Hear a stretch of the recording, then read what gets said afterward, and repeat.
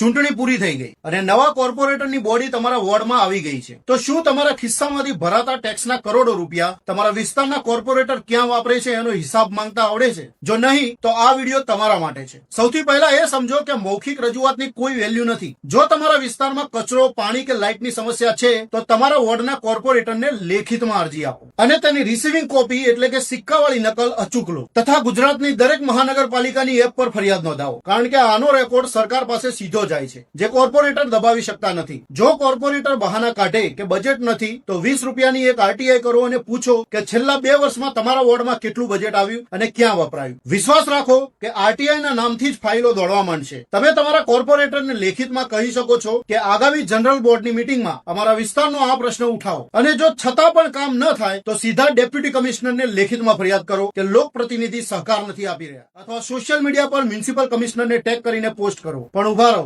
શું તમને ખબર છે કે દરેક કોર્પોરેટર પાસે દર વર્ષે અંદાજે 20 થી 50 લાખ જેટલી પર્સનલ કોર્પોરેટર ગ્રાન્ટ હોય છે, જે તે ધારે ત્યાં વાપરી શકે છે? જો તમારા વિસ્તારના પેવર બ્લોક કે ગાર્ડનનું કામ અટકેલું છે તો સમજી લેજો કે એ ગ્રાન્ટ ક્યાંક બીજે વપરાઈ રહી છે અથવા તો વણ વપરાયેલી પડી છે. જીપીએમસી એક્ટ મુજબ કોર્પોરેટરે અઠવાડિયામાં એક વાર વોર્ડમાં ફરીને સમસ્યા સાંભળવી પડે અને બોર્ડની મીટિંગમાં હાજર રહીને ફંડ પાસ કરાવવું પડે. જો કોર્પોરેટર કામ ન કરે તો તમે 5-10 જાગૃત નાગરિકો ભેગા મળીને લેખિતમાં કમિશનરને ફરિયાદ કરી વોર્ડ કમિટીનો પાવર બતાવી